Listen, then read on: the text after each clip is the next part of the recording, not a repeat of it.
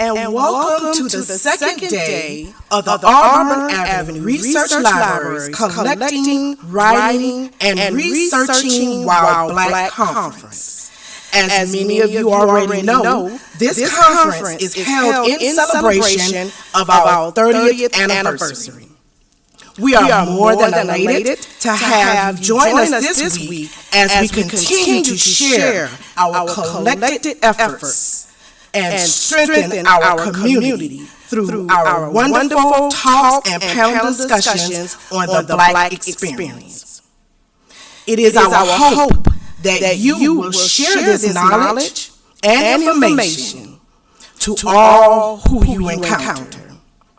My name is Priscilla Dickerson, and I am the coordinator for this panel discussion today, the Black-owned bookstore, serving as a community cultural center for access, discovery, and learning. Today, I have the pleasure of introducing to you our moderator for this panel, that is none other than Fifi Handy, who will afterwards introduce our esteemed panelists. As founder and CEO of Page Turners Make Great Learners, Fifi Handy presides over an organization dedicated to igniting a love of reading in young people. Yet, after 20 years in the early literacy field, one fact continues to surprise her. Educators, parents, and students lack awareness in the different genres of young people's literature and the outstanding authors contributing to them. Page Turner's new podcast, Pass the Book to Fifi, was served as a resource for adult searching for those special books that speak to and resonate with the lives and experiences of young people from preschool to high school.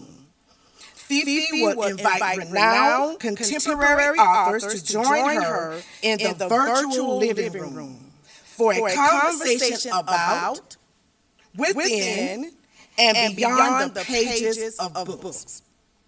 Through these discussions, listeners will explore themes of diversity, culture, self-awareness, and empathy, which underpins today's most successful and important works of young people's literature. Children discover themselves when they are lost in the pages of a book. Our mission, says Fifi Handy, is as parents and educators, is to lead children to the books that will inspire, encourage, and empower them to become their authentic best selves. Thank you so much, and I'm introducing Fifi Handy.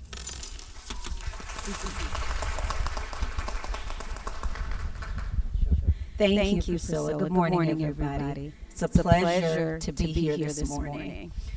Bear with me because I am on the stage with some amazing folks. The first one that I would like to introduce is Adigun Kazemde Ajamu, who is the owner of Black Dot Cultural Center and Bookstore. Adigun is a visionary community activist and advocate for Black empowerment through education, author of Think Black, The Manifesto, and an avid reader. He is passionate about promoting positive Black messaging with a purpose. His love for his people and thirst for knowledge led him to found the Black Dot Cultural Center and Bookstore in downtown Lithonia. Please welcome and give a warm round of applause for Adigun Kazemde Ajamu. The amazing Bunny Hilliard, owner of Brave and Kind Bookshop.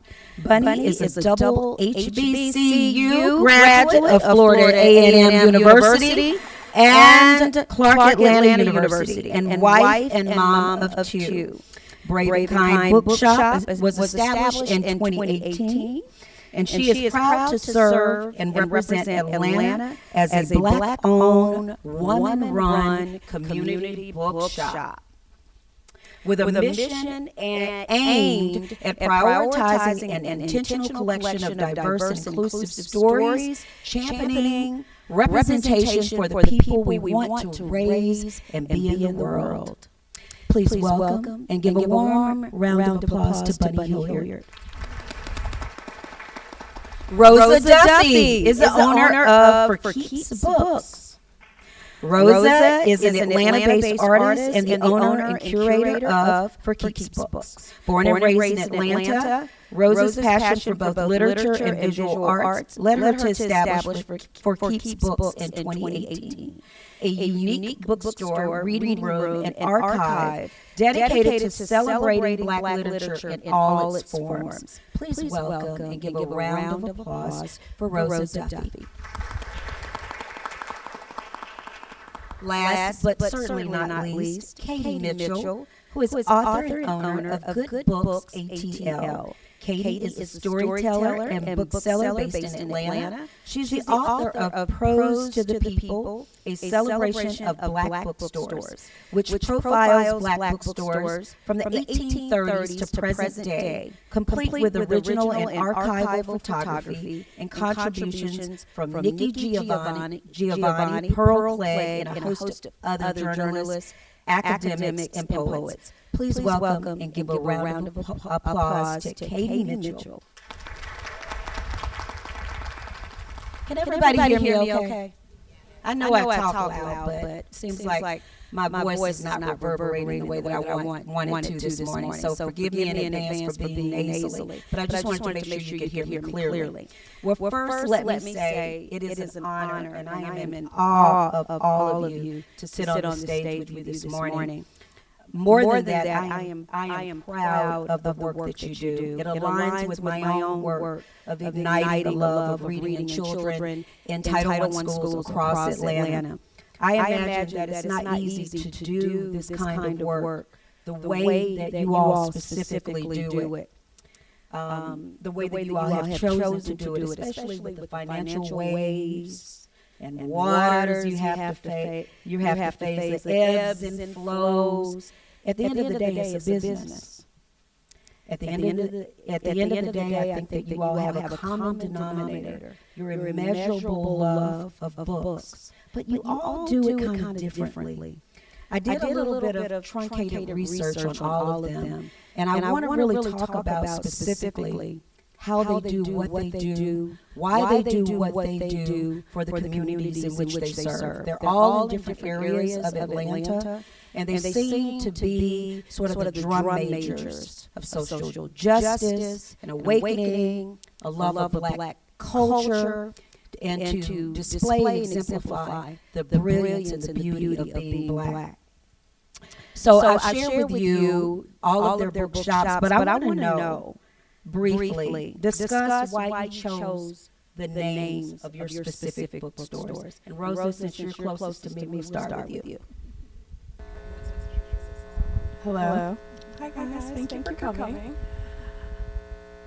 There were a few reasons why I chose to name For Keeps Books. One of them being, and I have to be honest, there's a song by Quality Control, Migos, and Nicki Minaj, and I like the song. So that always was in my head, For Keeps. But then the mission of the space is kind of to collect and curate and home some literature that is oftentimes, and I just posted about this for our 6-year anniversary, but some stuff that's kind of kept behind closed doors, and there are barriers between the literature and folks that the literature was made for. And my intention in this space is to make those things accessible to the people that they were made for. So For Keeps means it's for us, and we're always going to have a hold of our stories, whether they're kept from us or tried to kind of tried to be removed from our lexicon or our spaces. Like they are for us, and that's why I named For Keeps. So there were many reasons. Initially the song, and then I think it really aligns with our mission. Like, these are our stories, they're made for us, and we're supposed to be kind of in charge of them in the way that they're presented to the world. And so that's really the reason that I called it For Keeps. It's short and it's sweet, and then it's aligned with kind of what we do in the space. It's memorable as well. It's an easy kind of name, so that's why I chose it. Yeah. Kazemde. Yes, can you hear me? Well, first, thank you for having us at the Auburn Research Library. And thank you all for coming. Black Dot, where did that come from? I'm having an elder moment because I can't remember the title of the book that I read. But Black Dot is just two meanings for it. It's the oldest symbol that we know for the creator. So if you take a circle and you put a dot right in the center of it, that is a symbol of the creator. And second, which was really kind of grabbed me, was the black dot kind of operates this portal within us. And it takes you from your conscious self to your unconscious knowing. So everything that we need to know is really within us. We tend to look outside of ourselves for the answer, but you go through this portal, and then we find out more about self, about culture. So that inspired me from an educational perspective to name my business Black Dot, Cultural Center Bookstore. I love that. Thank you, Fifi. For Pros to the People, which is about all these black bookstores that we all know and love, and going back to Rosa's answer about it's for us. So for Pros to the People, I was inspired by the black bookstores that hold our histories, and I found that we didn't know the history of the stores that held our history so closely, and so I wanted to have it as a calling card, like this is for us, this is Pros for all of us, and it's for black people specifically, and that's why I named the book Pros to the People. Love it. Can you hear me? Yep. Thank you for having me. So the name of the bookstore, Brave and Kind Books. So we are primarily a children's bookstore. And like Rosa, there are many little reasons that I always say we, the community, myself, came up with the name Brave and Kind. But one that sticks out to me is there's a quote from a movie that is one of my favorite movies. And it says, or it goes, when you read a book as a child, it becomes a part of you in a way that no other reading in your whole life does. And so I wanted people, kids, families, when they came to the space, when they saw the name, when they thought about, the stories that they were reading, when we curate the collection that we have in the store, to think about what it meant to be brave and what it meant to be kind. And I hope that the stories that they found in the store would inspire them to be brave and kind, and to inspire them to think of themselves as brave and kind. At the time that we opened the store, 2018 was kind of in the middle of a period in our lives where I was looking for hope, and I was looking to plant seeds in the minds of the people that I hoped would move us in a direction of the hope of bravery and kindness that we needed at that time. So that's it. That's wonderful. That's beautiful. It really is. I'm going to ask each of them questions, and then I'm going to ask some general questions. So, Bunny, I want to start with you. Brave and kind. And you mentioned that you opened your doors pre-COVID, 2018. That statement, I think I read in an article where you said to be brave and kind is all we can hope for our children. I think you just iterated that as well, and for ourselves. Does that statement hold more meaning today, given the political climate, given what we went through in a global pandemic? How does that statement hold true for you? Does it more so today than it did when you were thinking what you wanted to do and how you wanted to do it? That's a good question, Fifi. I don't know that I was ready to talk about my feelings about where we are today and being brave and kind today, because I I still feel mad today, if I'm being quite honest. But you know what I do. I had an odd conversation with the meat delivery guy from the restaurant next door to the bookstore as I was grappling with my feelings about where we are today. And one of the things that he said to me as I was just like, how are we supposed to do this, sir? And he's like, ma'am, okay, we're having this conversation. Is he was giving me a story about, you know, how he felt about who he was right now, how he wanted to show up for his daughters, and what his mama always told him. And I thought, that's what I want. What I want my kids to see right now, and when they grow up, I want them to be able to draw on during hard times. I want them to be able to look back and say, you know what my mama always told me. And so, yes, I do. I want to show up brave and kind. I want to show my children that even in hard times, we still have to do brave things and hard things, and we still have to be kind, because that's how we should show up for ourselves. That's how we should show up for each other. And we still, at the end of the day, we want to be people that we can look at ourselves in the mirror and be proud of. And so, yes. I like that. Kazemde, I believe that I read an article where you said that a friend's mom asked you, what were you going to do about it? And that was the genesis. That was the prick in your heart where you had to answer the call.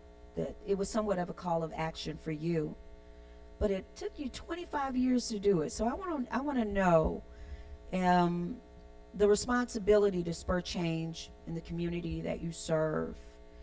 What message of Black positivity did you want to, I guess, you want it to resonate in the community? What, you know, in terms of that spark or that spur in your heart, what is your responsibility? That's a very good question, and it's a question I think that all of us need to answer. For me, I grew up in a household of social activism. My mom was always active in the civil rights movement, coming from New Jersey. But as a young man, when you talk about the 25 years, I felt like in order for Black people to listen to each other, we had to have money. We had to have the nice cars, or that's the only, you had to aspire to that, or you had to get to that point for people to follow or even to listen. And it took 25 years for me to understand that we all have a role to play. And it was with that conversation that I had with my friend's mother when I did all this studying about African history, African American history, and I'm excited, and I'm having this conversation with her, and I'm telling her all the things that I've learned. And she stopped me and she said, "What you gonna do about it, brother?" And that hit in a way that made me realize that we all have a role to play. We all have certain gifts that we can give to, right? And that we have to make those sacrifices if we want the betterment, we want better for our community. That we take our area, our purpose, our lanes, and we get back in those areas. And if we're not, then our children and their children are going to have these same conversations if we don't take action. So I just felt like I have something to give, no matter how small or how large. And if I can inspire others to do the same, then that just brings us closer to harmony, if you will. I so agree.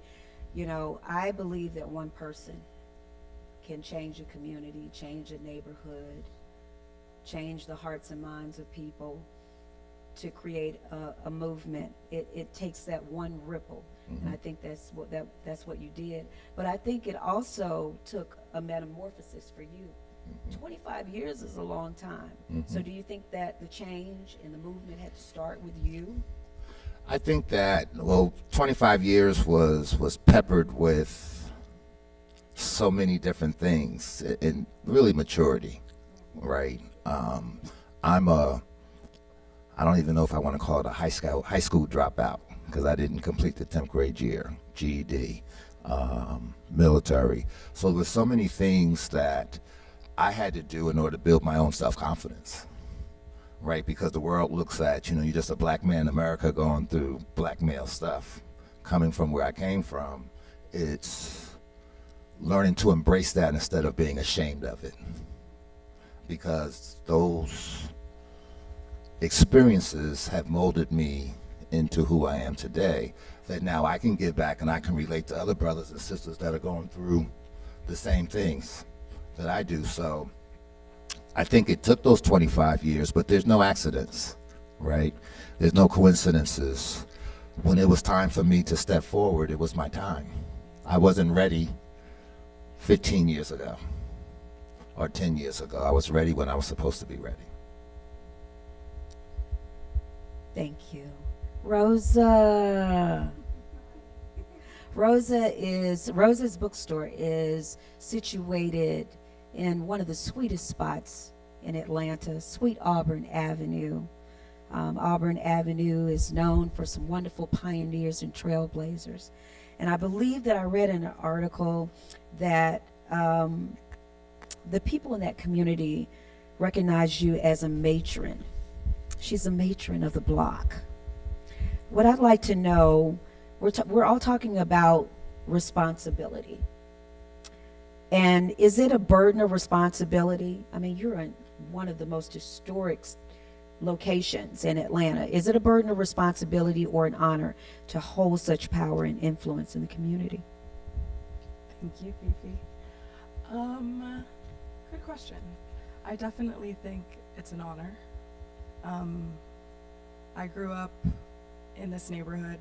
I had, what was our team called? We had a black trivia team at my high school, and our competition was in this room. So I and my parents still go to church at First Church around the corner. So this is a community I'm familiar with and have been since I've, since I can remember, right? So all of my memories are in this neighborhood and the surrounding neighborhoods in Atlanta. Atlanta is very much a part of the reason that I'm interested in what I am interested in, and the community has molded me to be in a position to open a space on Auburn Avenue. It was definitely, obviously, an influence on the reason I picked my location, is the fact that Auburn Ave Research Library was here. Is one of the 3 African American research libraries, in the country. This in Schaumburg, and Schaumburg was a big influence on why I opened the space.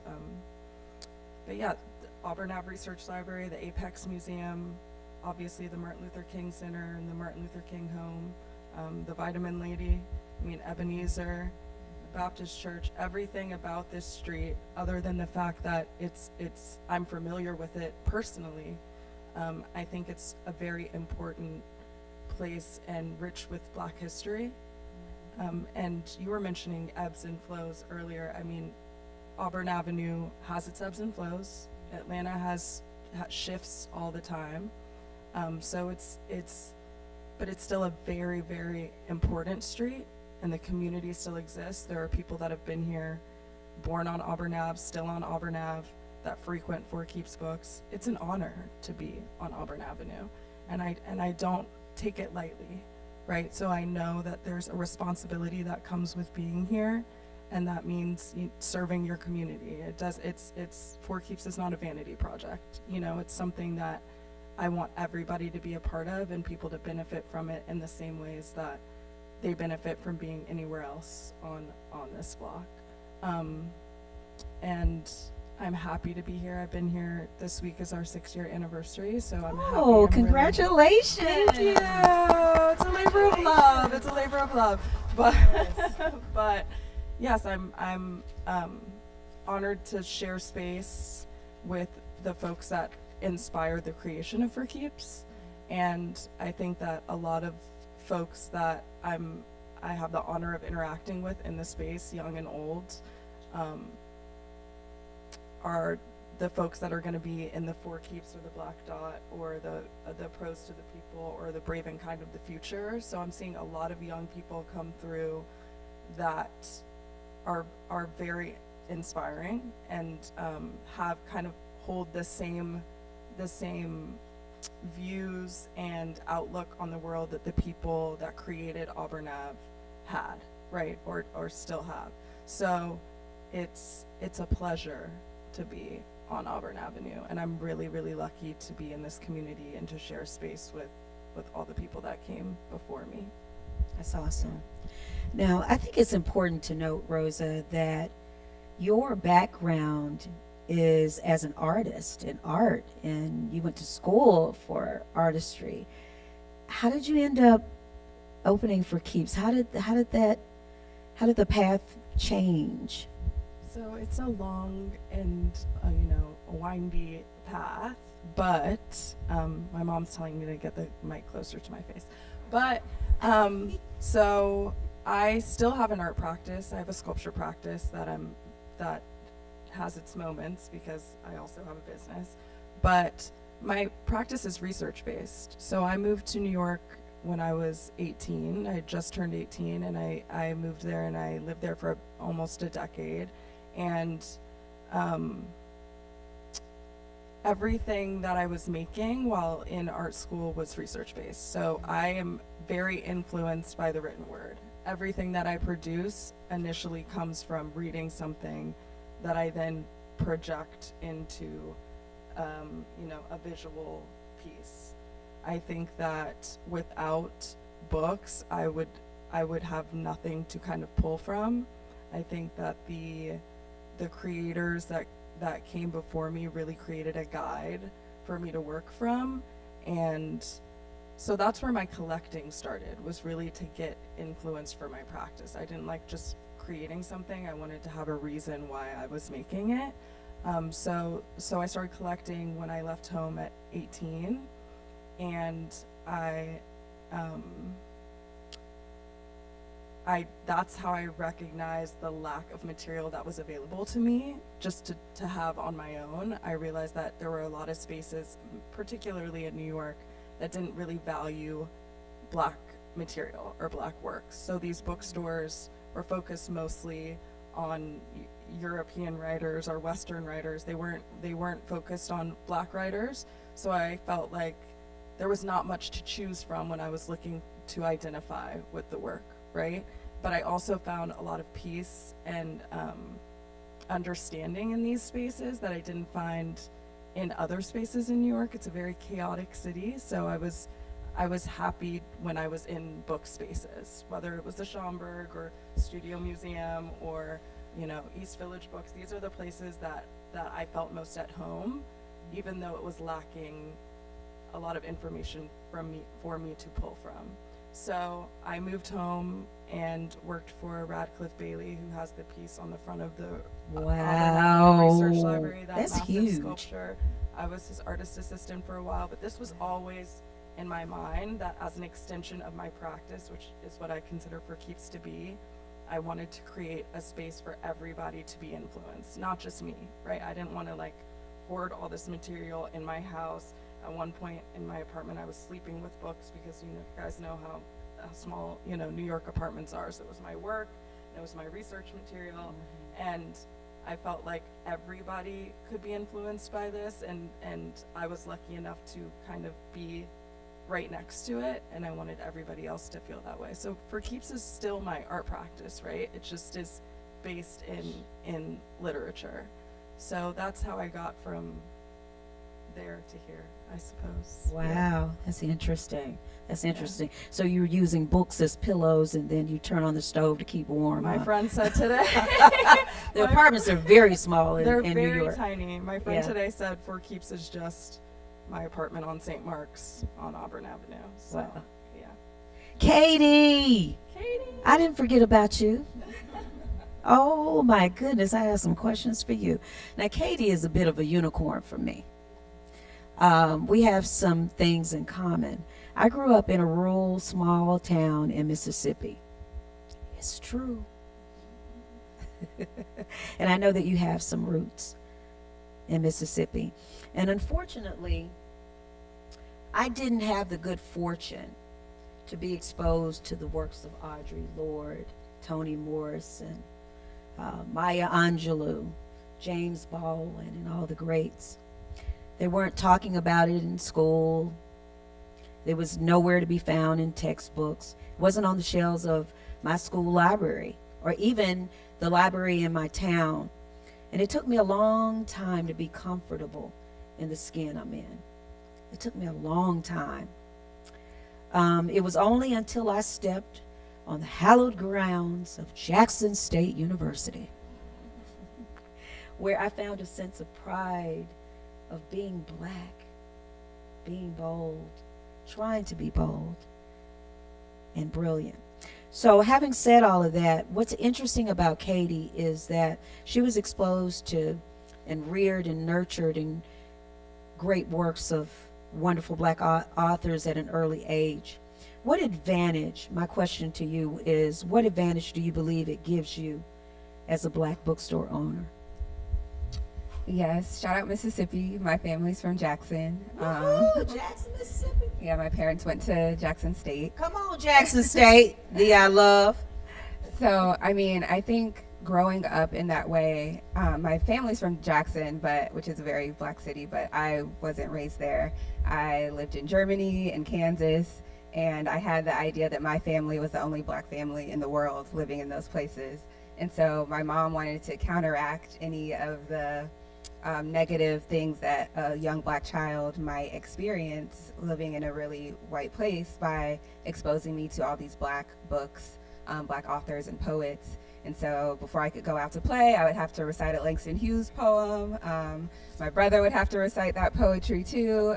So that was just what we were steeped in. So I never had any crises of identity. I never thought black was less than.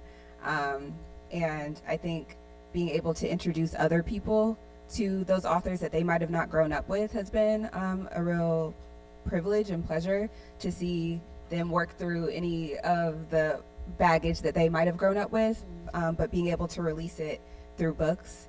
I think books, they liberate us, whether we're, angsty teenagers who are just trying to figure out our own way, whether we are incarcerated people who want to learn and escape their current surroundings. One of the women that I met while writing Prose to the People, Glenn Johnson, she had a bookstore in New York for 10 years, and she would send books to incarcerated people, and she read a letter to me, and one of the men wrote to her and said, my body might be in prison, but my mind is free. And that's what books are able to do for people. So I think it's been, I've been really lucky to have my mother expose me to that and then be able to carry that forward and expose other people to it as well. How did a conversation, I think I read in an article where conversation in the kitchen, probably over bacon and eggs, is how the idea originated. Can you talk a little bit about that, share a little bit about that with us? Yeah, me and my mom, we often eat breakfast together. I was at her house a particular day and we were talking about the different books we were reading, and I had mentioned that my friends were in awe of my bookshelf at my apartment, and I thought my bookshelf was pretty normal. It had Toni Morrison on it, Maya Angelou, James Baldwin, and they were like, oh my gosh, I've never heard of these people. And I was like, isn't that so strange? Isn't that weird that they haven't heard of those people? And she just said, what if we start a bookstore? And that's how Good Books got started. And by meeting with other black bookstore owners, I wanted to tell those stories as well. And that's how Prose to the People happened. So it's just been a ever-flowing journey. Wow, wow. Bunny, I want to get back to something you said about brave and kind, and we were talking about political climate and that sort of thing. How do you envision bookstores play an integral role in raising awareness and affecting change? If we're not satisfied with what's going on around us, what is it that we can do as business owners, and particularly bookstore owners, to affect change?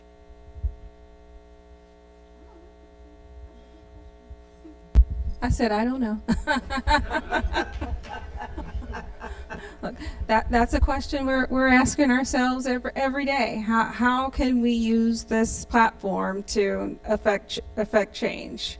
I thought I was working real hard to do this time around, hosting phone banking in the bookshop and making signs in the bookshop and inviting families to come in and just creating more awareness and creating opportunities to teach about civic engagement in the bookshop. So I guess as I'm saying this aloud, we continue to do more of that. You know, we don't stop. We're still not going back. You know, we continue to create more community, create more opportunities. You know, bookstores are gathering spaces for sharing stories, for, you know, highlighting our experiences, and, you know, the books are there. The books have words in them, and there are the pages, but moreover, they're the stories inside are what are making the difference. And so, you know, this year, our theme, or I guess 2025, our stories connect us, and they do. And so I think as we move forward to use our spaces, continue to use our spaces as platforms to invite people in, to talk about the things that concern us, to collaborate on ways that we can work together. To your point, one person can cause that ripple to make that change, to move in a direction. It doesn't particularly feel that way today. I don't know why you keep asking me this particular question, because I'm not there yet. But I'm trying, and I'm doing my best, and that's all we can do every day, do our singular best, and that changes from day to day, and I understand that. So, you know, I'll just reiterate, you know, we continue to use our spaces as a platform to create community and to invite the community in, and to continue to push our ideas and push progress forward. I couldn't agree more. Kazemde, I know that you do a little bit more than just reading in your shop. Can you share some of the other things that you do, or you create, or you make space and room for at Black Dot? Where do I begin? Because we are a cultural center, what I wanted to accomplish was really to create space that others can come in and do certain events, right? Events around, whether it's spoken word, whether it's your typical book signing or author signing, but really to develop conversations. So at Black Dot, we may have, if city council election times, we have town halls, right? It's really to try to really make that a community space where the community can come and get information. And to your point, in times of trouble, there's also times of opportunity, right? In these times that we're in. So recently, Black Dot Leadership Academy, which is a 501c3, launched this past June. So it's really developing other programs around education and curriculum, specifically for young people, and then also for civics. Because as we know, we've just gone through this period, how many of us really don't understand how politics and how government work, right? And then how do we focus that around our youth, so that they don't, again, I'm always thinking, we don't want to have these conversations generations from now, these same conversations. So how do we really effectively educate not just adults, but our youth? I'm a firm believer that we shouldn't rely on the public school system to teach our children to begin with. And most other cultures don't do that. Learning comes, especially culture about who you are, comes from home, right? And you grew up in that, like I didn't, right? But you grew up in that. So I didn't see, like, how many, I marvel by when I see children come into a bookstore and they go to the children's section and they see black faces, right? But yet our reading levels are low in school. What's the disconnect, right? And is the disconnect because they're not seeing their own faces? right? So I think as bookstore owners, this is a perfect time with banning books, and it's not just Florida, it's Georgia. This is going to continue. This is an opportunity for us to step into these places to develop relationships with our elementary, middle, and high schools, right? That the children that are going to school can come to our spaces, and then we can provide some of these educational opportunities. And if I'll end with this, there's 18 years old, but there was a set of 5 young men in the Lithonia area. When they were 12, 13 years old, when I first opened up, they would come in, not every day, but almost every day, and they would want to use the internet to play their games. Well, there's nothing free, right? So what I would do is say, you got to give me 3 pages. And I would start with the miseducation of the Negro. You got to give me 3 pages, you read those, and then you could use my internet. And trust me, you're not going to fool me because I've read it. So I can ask you questions. And to this day, they're thankful for that, right? Because we typically just give things so our children know. It doesn't work that way. Get something back and just provide spaces where they can learn. Let's talk about, my thought is, my humble opinion is that it's impossible to keep politics out of the business of books, because the very act of reading is political. How, and I'm just thinking in terms of what I do for a living, and it is igniting that love of reading and making sure that I show up for them and I give them books that represent them, their brilliance, and open up, that we can actually open up life's possibility by putting something in their hands and educating them, because you can't take education away. My concern is with the book banning, the preservation of history and our place in it. We can't talk about it in a classroom setting. We can't make one particular race feel less than the other race, or feel bad about what that particular race did. How are you, as bookstore owners, going to preserve our history and to make sure that we keep talking about it? I'll start, I suppose. So that's the whole intention of our space, right down the street at Four Keeps. The intention is to kind of eliminate the barrier between us and our work, which I've said a million times, but that really is what we're trying to do. So in traditional spaces, universities, college libraries, there is a process you have to go through, one being feeling comfortable in those spaces. So in order to access the work and then retain the work to memory and then preserve it, because that's part of preservation is memorizing, being able to access it in the first place is the first part of preservation. So I think just having these things available to you, having this work that you might only be able to find in these library spaces that are kind of removed from, they're rooted in colonial histories, right? They're rooted in colonial practices, they're mystified, they're kind of removed from the general public. You have to be in a position to feel like you should be in these spaces. And we host some of the works that you can only find there. And they're just on a table.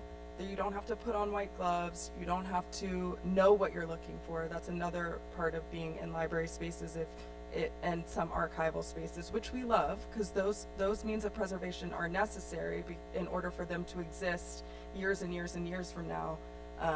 You can't touch all over it.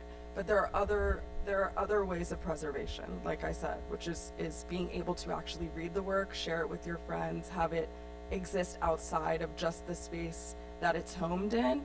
So that's how we operate at For Keeps. I was talking about this earlier, but we don't claim to be liberators. We hold the words of liberators in the space, and you read it and you take that as you want out into the world. So our approach to archival work, and like Bunny, I say our, but it's really me and Ruki, who works there, who's in the back right now. But we just want you to have access to it. That's how you preserve in our eyes, is it all being in the same place, and then you come in and you peruse and you see what calls to you, and you retain it to memory, and you bring it out into the world, and you share it and apply it how you see fit. And whatever you deem as liberating for you is what's liberating. As a bookstore owner, a Black bookstore owner, and community space worker, that's how I see, that's how I do my best organizing.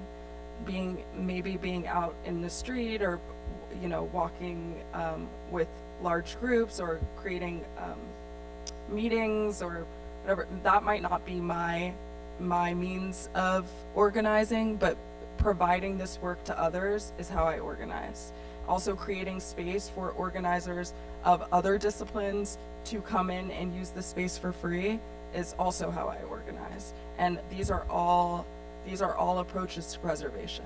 It's just creating space to have conversation, to read, and to retain to memory. Thank you, Rosa. It's a very good question. I think that we are preserving, right? We're in a space that preserves, right? We have our HBCUs, right? It's what the challenge is, that we connect the dots, right? That's the next step in preservation, because we're all doing it on certain levels, right? I just speak about rare books, right? This year, a fellowship to learn about rare books in diverse spaces, in our spaces, right? And how we can collect or preserve or sell. I'm astonished. I was in DC for a field trip, and we went to a rare book collector. It's not open to the public, but they just sold a James Baldwin collection, and then all the notes and letters, right? How valuable. And that went to a predominantly white university, and the research is going to be done from there, right? And how we need to be able not only to be in position to collect or even to know what we have. I remember someone gifted me when I first opened up Black Women of Antiquity by Ivan Van Sertima, and I sold it for $25, not realizing what I had. And you can't get it, right? So it's understanding those things, but it takes all of us really to come together and really to sit down and say, how do we go about this preservation, right? How do we not allow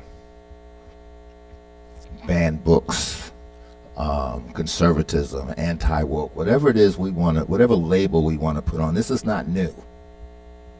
It is our responsibility to come together and ensure that our works continue on and that they hold value. And it's interesting in the rare book, it's like you have this rare book, you place a value on it, and let's say that value is $500. Where's the demand within our own community to understand? Because rare books is like art.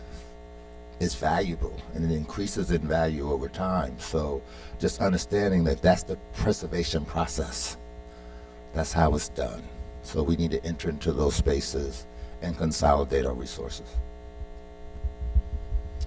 Have y'all heard that quote, if you want to keep a secret from a Black person, put it in a book? Yes. So a Black bookstore owner is the one who said that quote. His name was Louis Michaud, and he had a bookstore in Harlem called National Memorial African Bookstore. He was one of the pioneers. Yeah. He had his store in Harlem for around 40 years. And I like that quote. People, bristle at it and say it's not true. But what I found is, in talking about banned books and preserving history, One, banned books aren't national bans. You can still buy the book. Yeah, Oftentimes when the book is banned, sales go up because people are like, oh, what's in this book? I want to read it. So banned books doesn't stop us from reading the books. And the history is out there. So when we're talking about the political moment we're in, we've been in this political moment before, and people have written about it. People have given us, guidebooks for what to do. But it's that the barrier is that it's in a book and you have to read it, right? It's not a lot of the times not going to be in these bite-sized portions. So I think that's how we preserve it, by providing these books, being well-read ourselves so that we can recommend the right things for people who are looking. And then, like everyone on stage, provide the space for people to explore what they're interested in. So I think that's what Black bookstores do, is to provide the space and provide the history, and they hold it and act as conductors, if you will, for that journey of preservation and liberation. Katie, to your point, something that you said, they have to be looking. And unfortunately, I know for a lot of the kids that I serve, it's not necessarily that they're not looking. There's few people to point them in the right direction. And then there's few people with the ability to take them to these spaces, these beautiful spaces that you've created. So the whole idea of modeling reading and searching for the secrets, searching for the answers is modeled in a classroom mostly. And as I said before, you're a bit of a unicorn. You had a mother who held the importance of self-educating her child and being a participant, an active participant in teaching her child that you are beautiful, you are brilliant, you are bold from the very beginning. It's a beautiful thing. But we know that you can't help what family you're born in.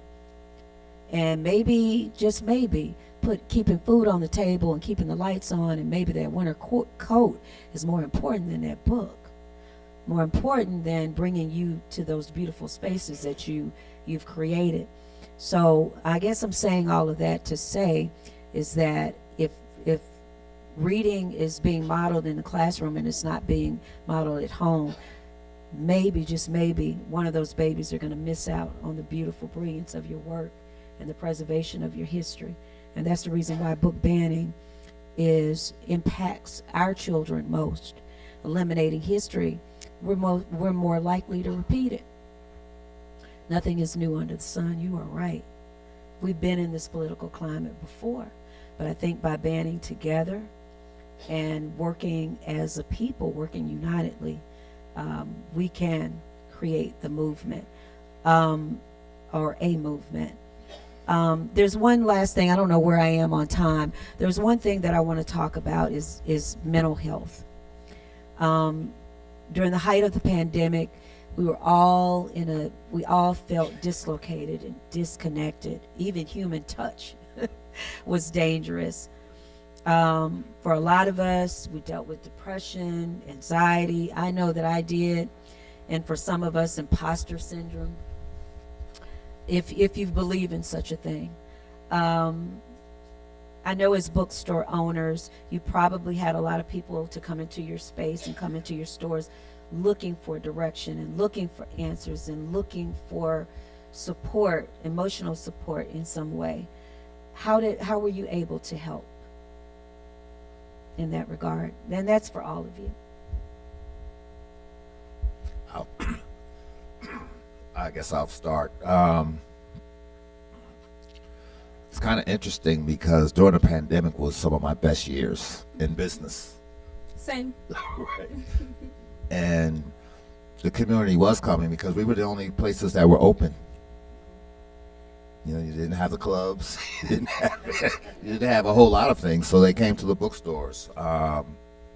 And there was always to be good conversation and coping, right? It's just really talking about it, and you would have various different opinions from those who didn't believe in the science to those that did. But it was really kind of an engaging time. And then George Floyd happened right at the beginning of that too. So online book sales skyrocketed in the the anti-racial area, which we weren't buying those books, but I'll take it. Right? It's reparations. Exactly. So to me, at least, and I would assume for the rest of us, it was really a place of healing, right? That people can come. We were still able to gather. I didn't feel alienated. I didn't feel alone, and I don't think the people that were coming and blacked out at that time. So when I reflect back, other than the loss of lives, because I do know some that lost their lives, it was a good time. Like, I'd like to see those numbers again. Especially online. It's like, how do you maintain? My challenge is, how do I get back to that? Because at the end of the day, it's still a business. We appreciate the honesty. We still have to keep our doors open. Anyone else? What he said. Oh, what he said. Okay. All right. Where am I on time? Okay. All right. Ooh, that's a lot of time for me to talk. I don't mind though. It's 30 minutes, period. We got 30 minutes, period.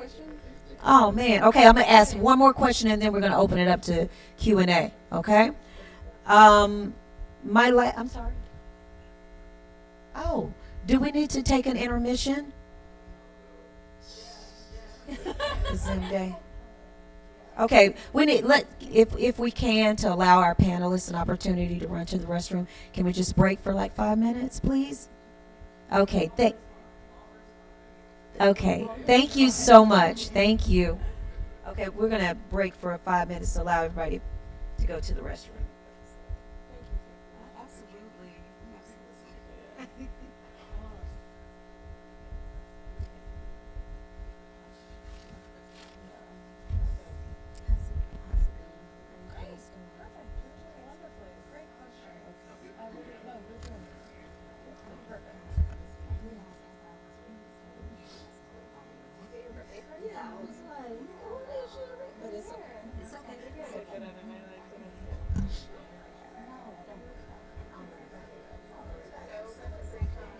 And I was supposed to send it to you, so everybody knows. I mean, not everybody knows. People want to know more about Booksellers, so it's no problem at all. No worries. And I haven't forgotten about listening. Oh, no, ma'am. Yeah, but I'm honored to be on this stage. And let Victor know that I haven't forgotten about Warren Lee. I'm gonna, before we even do Q&A, I'm going to make sure that I recognize Warren. Okay. www.pageturnersgreatlearners.org, our website. I'm sure you probably have it out there somewhere. Yeah. Absolutely. I'm gonna run to the ladies.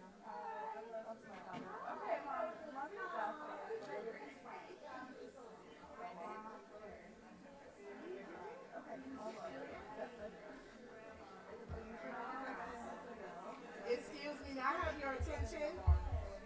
While we wait for our panel to reconvene, I just wanted to mention that I read the wrong bio for our moderator, Fifi Handy, but you can find out more about her at www.pageturnergreatlearners.org. www.pageturnersgreatlearners.org. And thank you so much.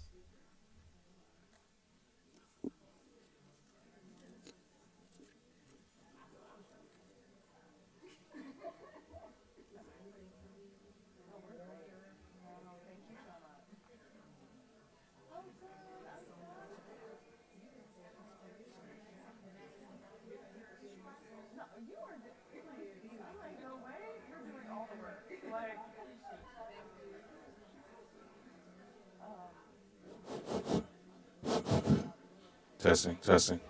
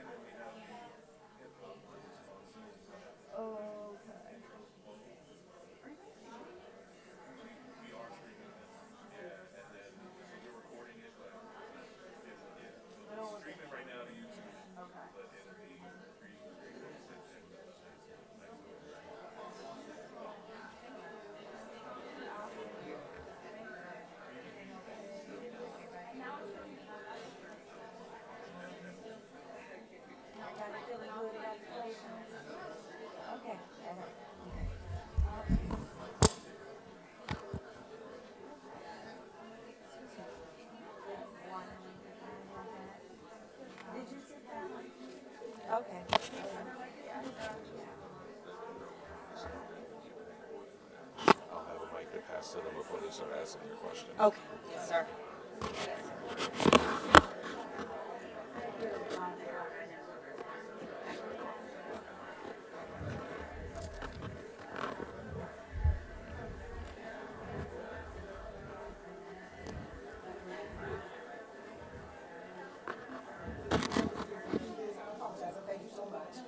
Can you hold this for the Q&A quick? I'm just going to go get Fifi about it. Sure, go right ahead.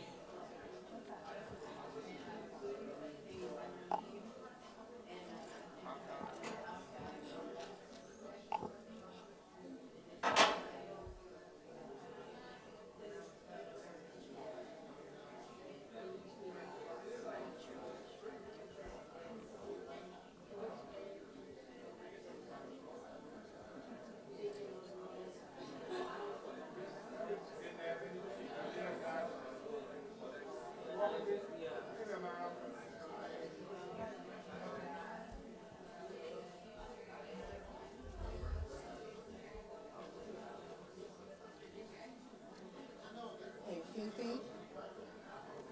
Fifi. Hey, Fifi. When Yes. you're ready for Q&A, I'm going to be doing the pass the mic. Yeah, Victor just. Yeah, I have Oh, okay. it. All right. Okay.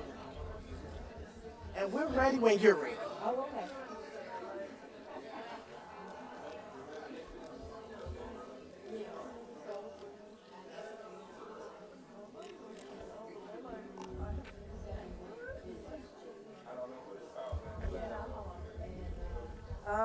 I'm going to ask one last question, and then we're going to open it up to Q&A for Q&A. Okay. All right.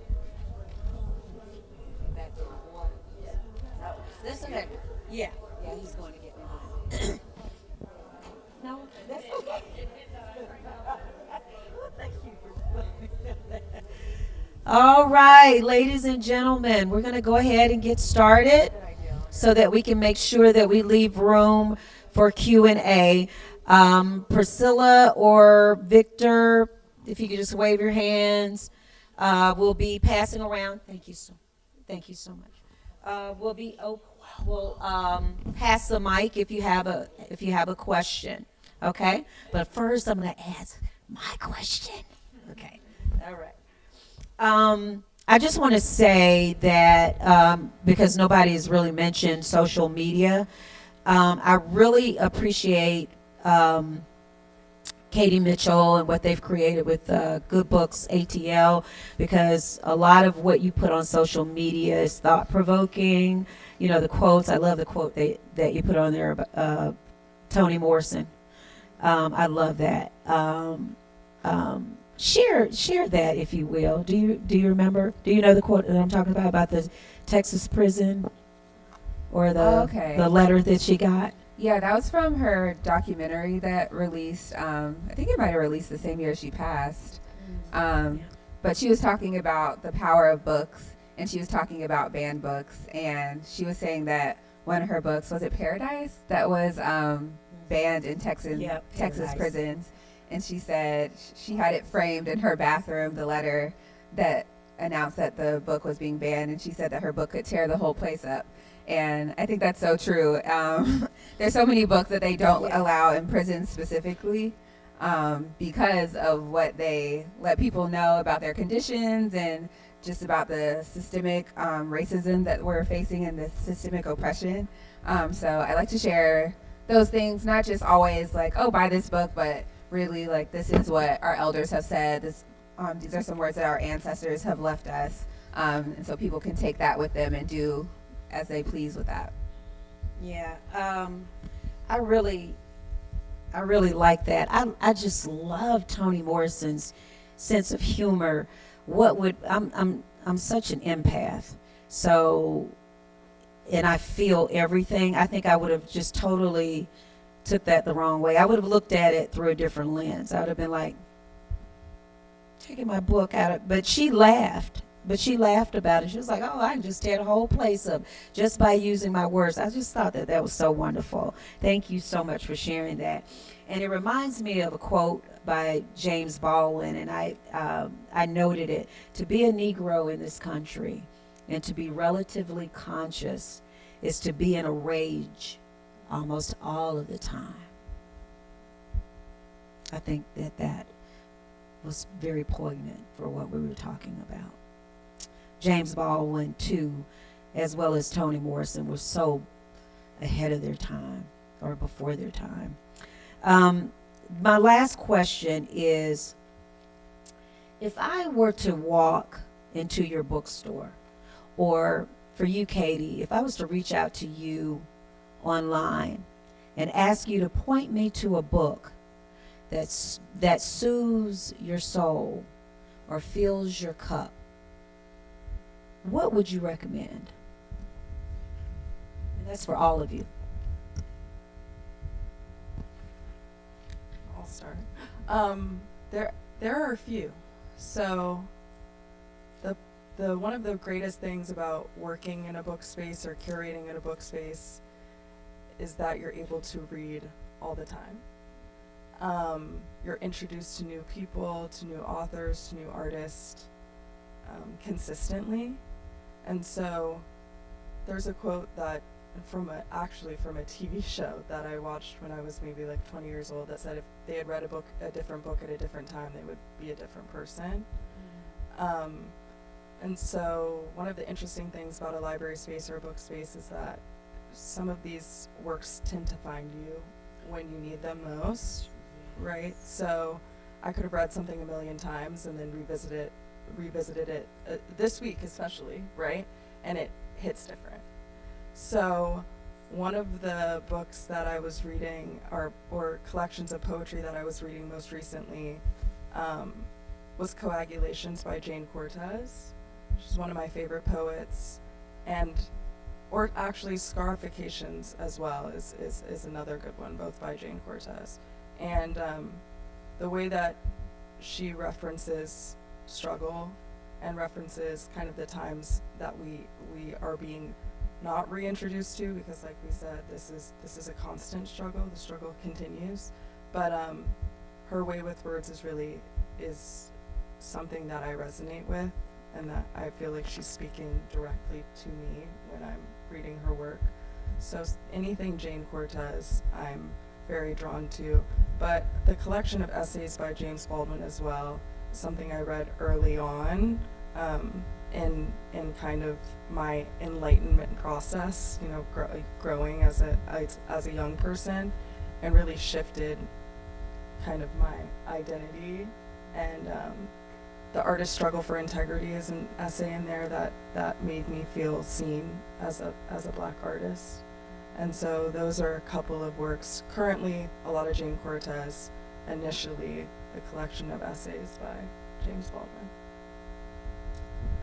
That's a good question. I don't know if something is top of mind in terms of a book, because I'm thinking about my process, because I probably want to have more questions for you. But my process is, and oftentimes I see people come in and they walk up and down the book aisles, and then they'll come and ask me for a suggestion. And I always go back to the first book that they looked at and stood in front of, because for some reason that book resonated with their spirit. But I've been in sales a long time, right?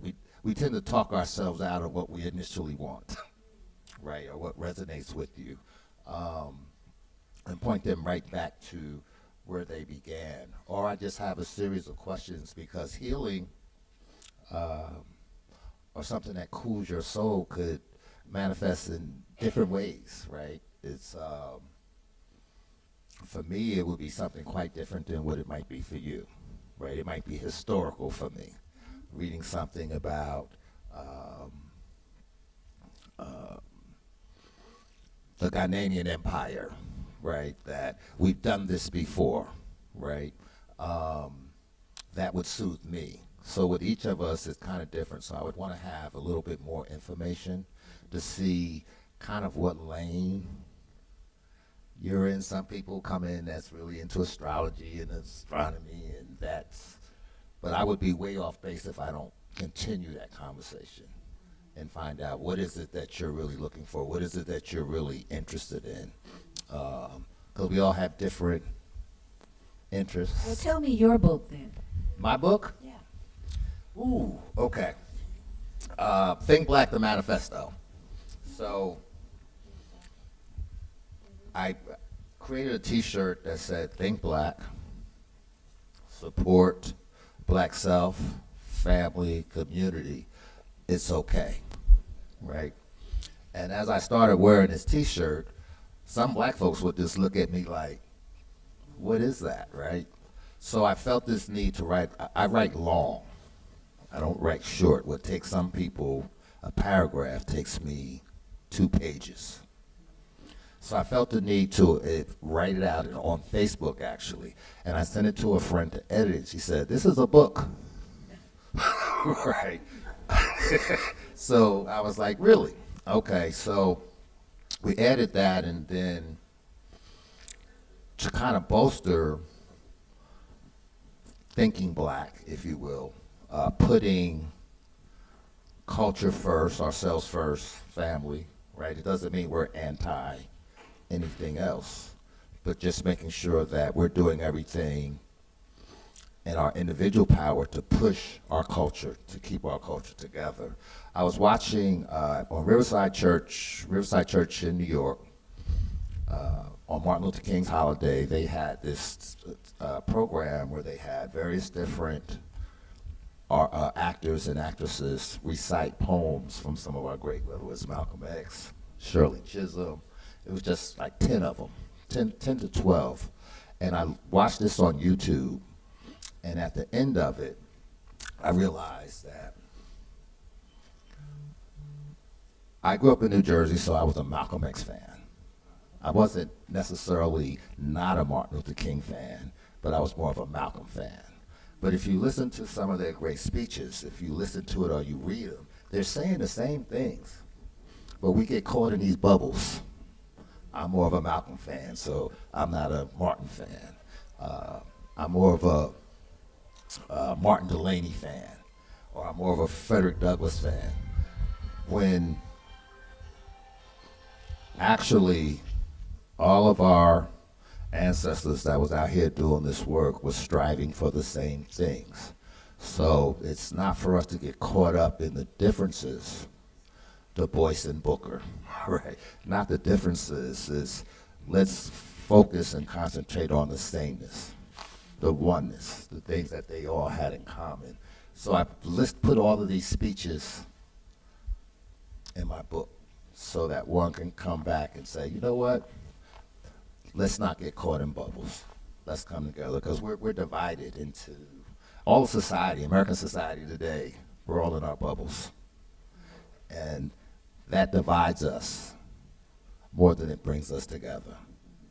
I don't have to debate you on where we differ. Let's find out what we have in common. So that's what my book's about.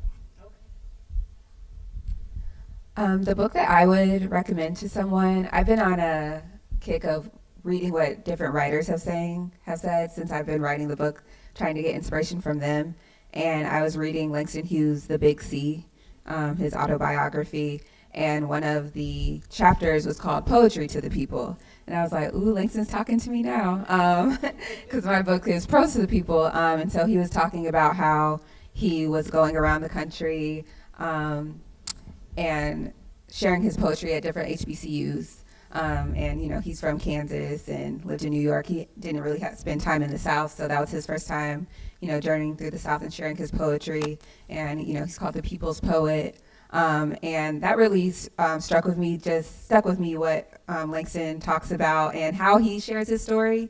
And it's very particular. He doesn't divulge too much, which I think is interesting. I think a lot of times Black authors are taught that, like, you have to tell all your business.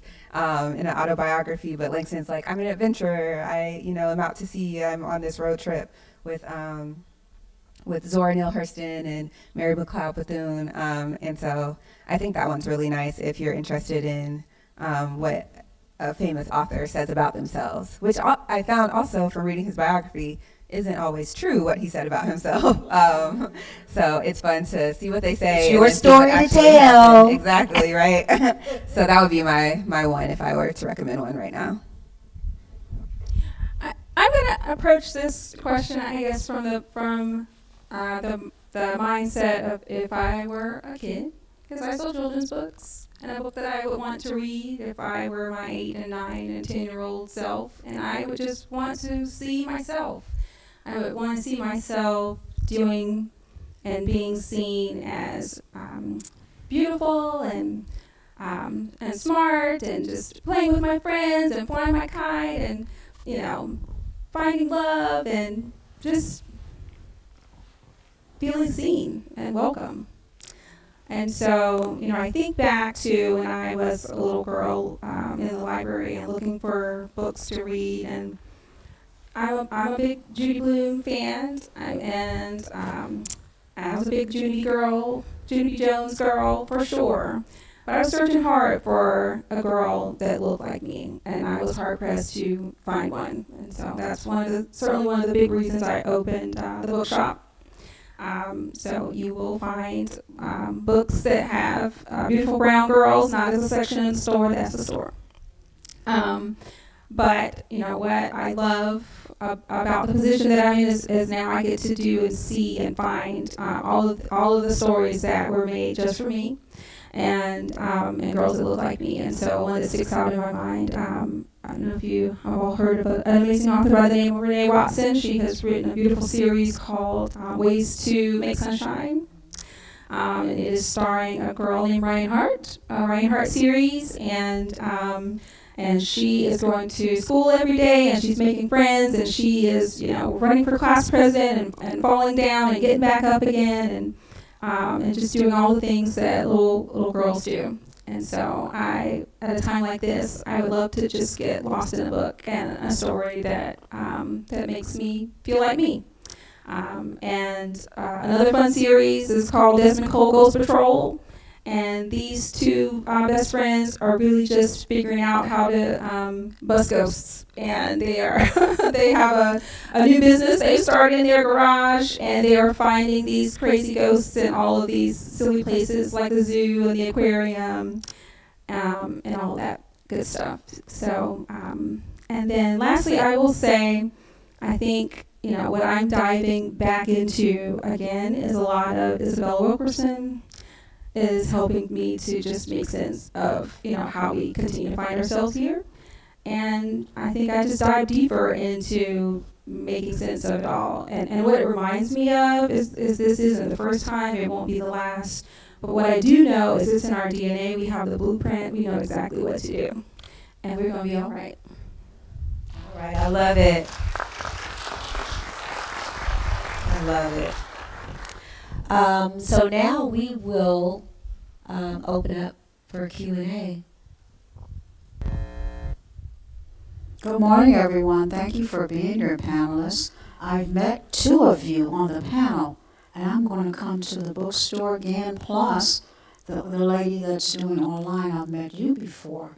Anyway, thank you for being here. My question to the panel, and my name is Grace Singh, by the way.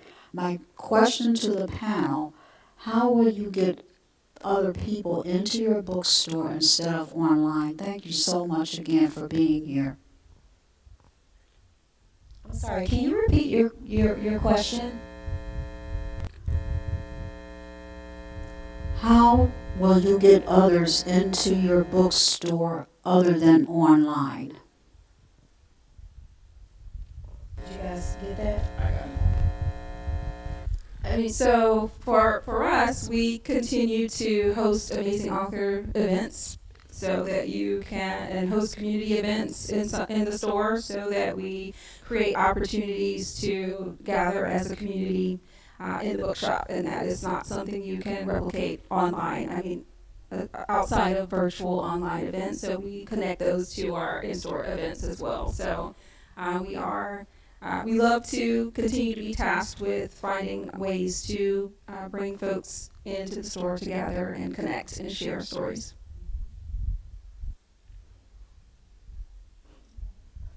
For me, I added a coffee shop to the bookstore, so it kind of drives traffic. I also utilize the space where people can rent the space for various different events. So if you bring the traffic in and they see the books, hopefully that moves them towards purchasing. But I find that you have to do multiple things just to create traffic, but also making sure that you're not waiting. At least I'm at the point now, I'm not waiting for people to walk in the door. Sometimes we have to create opportunities to take the books to where they are, right? So sitting there waiting sometimes is it's tough business. Gotta create opportunities.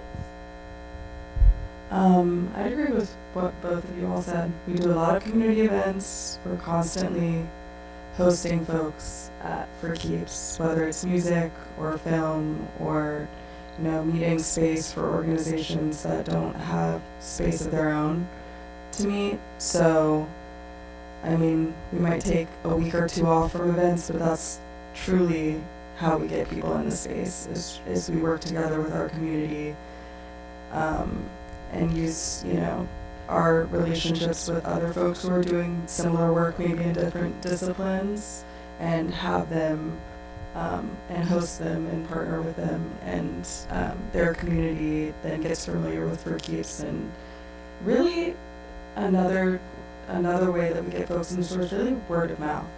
Tell your friends. If you have a good experience in a space at Black Dot, at Bunny's Space, Brave and Kind, tell people about it, because it's hard to keep spaces like this open, and we really are dependent on the folks that enjoy the space to keep it there.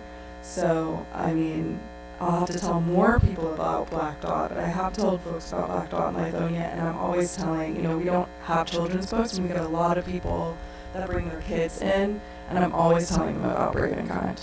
I'm always, bringing up the other folks that do this work in my community, so that we're, even if I'm not there myself or we don't talk as often as maybe we should, I'm always referencing the other people that I know that are serving my community and kind of have the same through line as what we're doing at the store.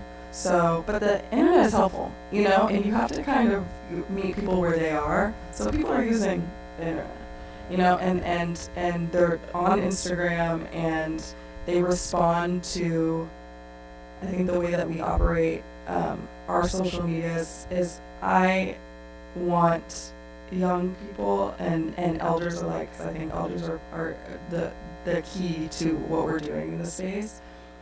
But young folks respond to, seeing what's happening, and it being relaxed, it not being this kind of there doesn't have to be these politics around it that maybe make you feel excluded. So we make it a space where, tonight we're hosting some young folks that make music. It's totally unrelated. They're probably influenced by the works of the people that we host that we home in the store, but they're doing something entirely different, and that brings in new faces into the space. So you have to, do a little shimmying and a little shaking to get people in there. I'd like to add one, if I may, add one thing. In terms of the online space, don't go to Amazon. Amazon is tearing down independent bookstores, right? There are black-owned bookstores that have online presence. And if you don't see the book, call us. We'll find it, right? If it's out there for sale. But the independent book industry is at war with Amazon. And as we know, if I'm trying to find a politically correct way to say it, but I'm just going to say it. White people catch the flu, we catch pneumonia. So as bookstore owners, if it's affecting white independent bookstores, imagine what it's doing to black independent bookstores, right? Search online for black-owned bookstores, or just call us. We'll find it, we'll order it, and you can come pick it up, or we'll ship it to you. And if you can't wait, because I do understand that Amazon can get you your books in 2 days, go to bookshop.org. Bookshop.org supports independent bookstores. You can choose the bookstore you'd like to support, and they can get you your book in 2 days. Thank you all for your work. I visited Berkeley. The Black Studies there at Berkeley has Open University, and they have an elder in residence, and her name is Daphne Muse. And Daphne Muse was one of the first black women to own a black bookstore in D.C. And they went and talked about Daphne Muse's career, and what I started to learn a little bit more was that Daphne Muse was being traced by the FBI, right? And the legacy of black bookstore owners were all being at least monitored by the FBI, just for obviously disseminating information about black radical folks. So I'm interested in what you all think about being entered into that legacy now as black book owners. But also, I spent thousands I'm from Chicago, so I know the black bookstore is a really important place. Nia Images, Third World Press, No Name's mom, she had an Afrocentric bookstore that we went to as kids. So I've known this place to be really important in my life. Spent thousands of dollars at Ford Keep Book. And I'm from, I live in Dallas now, so. But I'm interested in what you all think as black bookstore owners about, the value of actual black books. Schomburg, he started collecting black books as an archive, right? And then started to get other ephemera. I'm interested in what you all see your role in that as well. Thank you. I can speak a little bit to your part about the FBI surveillance. Miss Muse, she became a friend of mine while I was reporting on Pros to the People. She worked at Drum and Spear in Washington, D.C. in the 1960s. And she talks about being followed by the FBI, them coming to her door, trying to ask her questions. And as you know, COINTELPRO looked at black bookstores, and being in D.C., Drum and Spear was right in the backyard of Hoover's FBI, right? So they were kind of target number one when it came to black bookstores in the United States, along with Afro-Asian Bookshop, Marcus Bookshops, Hakim's. So there is a legacy of state repression when it comes to black bookstores. And I talk about that in prose, and talk to the people that are still living, who are still dealing with that fallout from that. Paul Coates has the biggest FBI profile of any black bookstore owner in the United States, and talking to them and seeing how that affected them, and seeing how that in turn affected the current black bookstores that are today. But as we all know, we all have phones in our pockets now. Like, the FBI doesn't have to go into your bookstore and have agents walking around and checking out the books. They can just be on your phone and see what you're doing there. But I think with that legacy and our elders still being here to tell us about it, and learning from them and how they managed that and what they did to, really go against that. Some people were jailed. Drum and Spear was set on fire multiple times. Vaughn's bookstore in Detroit, Edward Vaughn owned it. He just passed last month. His bookstore was firebombed and flooded during the Detroit uprising. So there's a legacy here. And when you think about someone, or the state doing all that just so we won't read these books, you got to think, what's in these books? And I think that for me, just makes me want to know the history more and know about these black bookstores and their owners and the people who made a home out of these stores more. Thank you for that. Something that you said I think is extremely important is that the elders that are still around, that we tap in and understand their stories and what they went through, so we're not repeating some of the same things. But as you said, we have cell phones. If they're watching or they're paying attention, so what?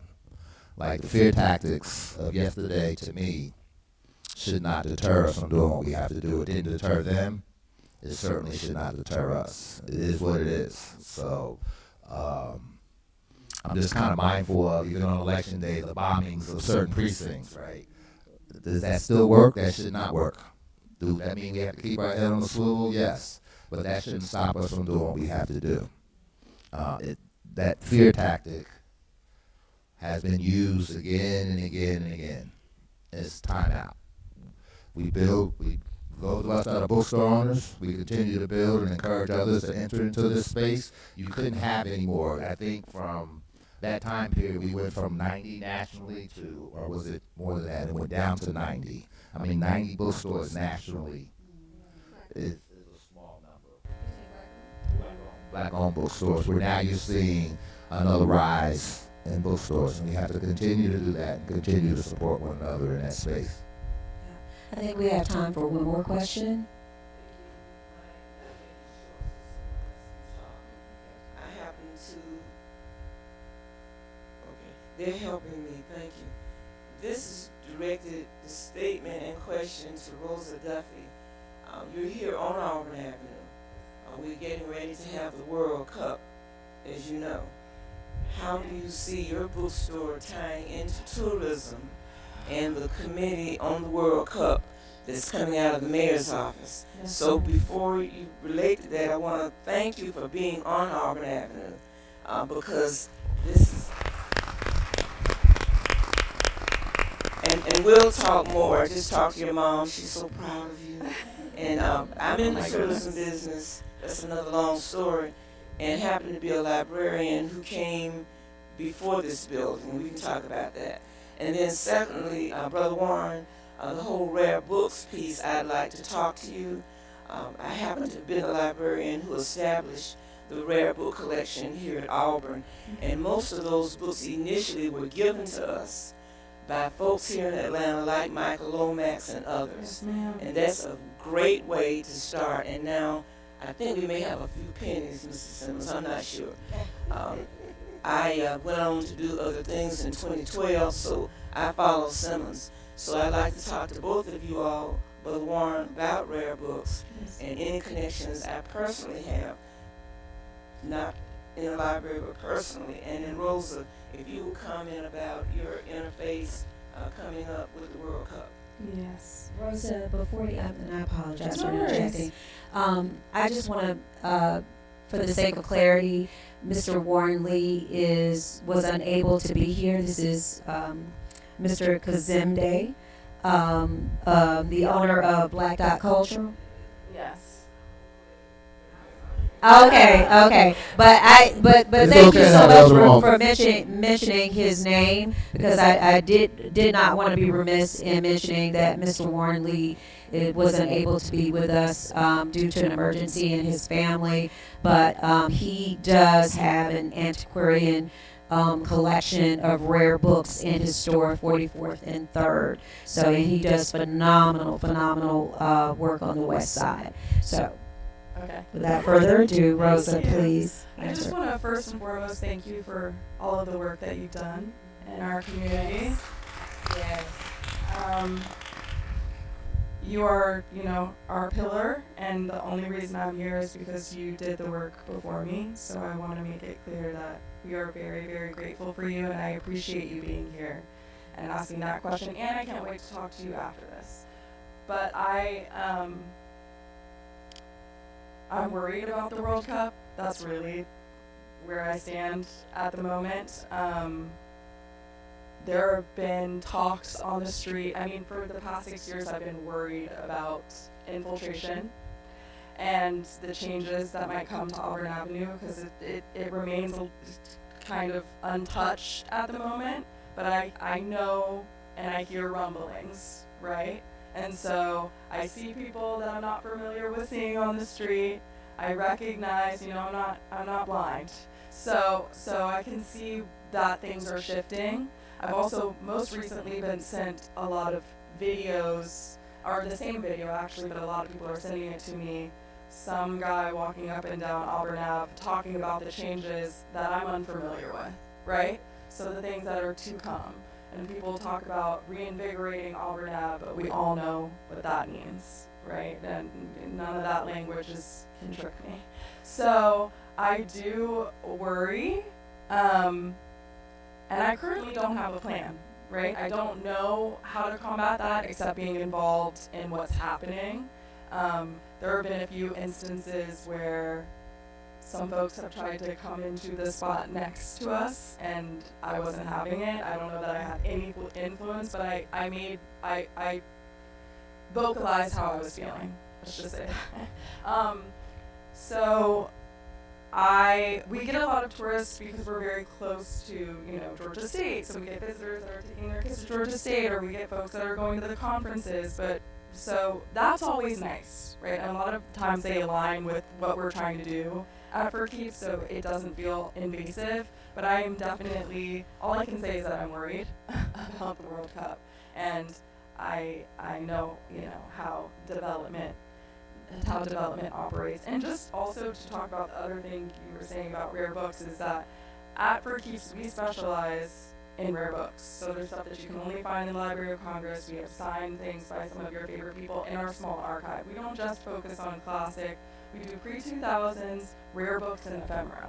So that is something that I've practiced for, at this point, over a decade, a decade and a half I've been working in rare books. So it's something that, while we work in preservation of all works, that is something that I want young people to be in touch with. These things that are very, very precious, these stories that are precious, and they're rare because they were either printed very few times, or a lot of them are out of print. But there's many reasons why something becomes rare, and it's usually because the material inside of it is something that you need to hear. So and in fact I was at Michael Lomax's house a few weeks ago for a different project, but we went through his whole collection.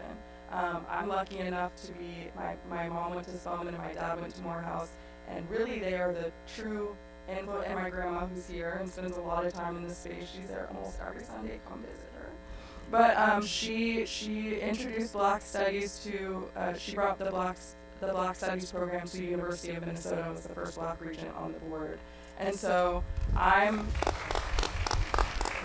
she's my life's inspiration. But so it is a privilege to have been surrounded by these works my entire life, and been introduced to their value at a young age. And that's what I'm trying to share with the and it helps to keep the space open. If there are, I try to duplicate, so if there are things that I can get one of to be on the table so that everybody can read it, and then I can sell one to keep the store open. That's kind of how we operate. But I say all that to say thank you for all the work you did and continue to do, including showing up here today and blessing us, because it is very influential to kind of this, these stories continuing, and the momentum of these spaces. So thank you. Thank you. Thank you, everybody, for taking time out of your busy day to spend some time with us to have this important discussion and to talk to these wonderful innovators here that I have the honor to share the stage with. Ladies and gentlemen, Rosa Duffy for Keeps Books, Kazemde, Ajamu, Black Dot Cultural Center, Katie Mitchell, Good Books ATL, Bunny Hilliard, Brave and Kind Books, and last but certainly not least, Fifi Handy, Page Turners Make Great Learners. Thank you so much, Victor Simmons, Priscilla Dickerson. Thank you so much for having us today. We are honored to be here.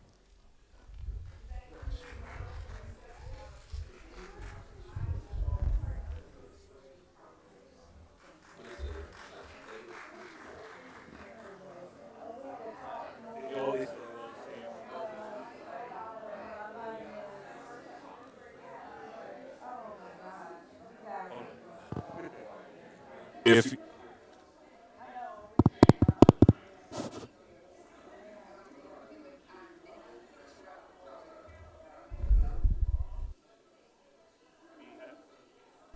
we have a 12 o'clock program. 12 o'clock.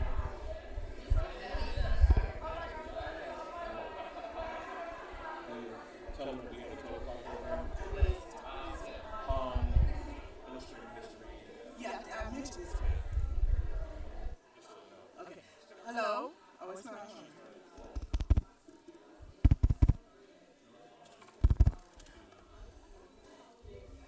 Hello? Yeah, it's not. Can you hear me? Yeah, it's not doing anything. Hello, hello. Yeah, hello, hello.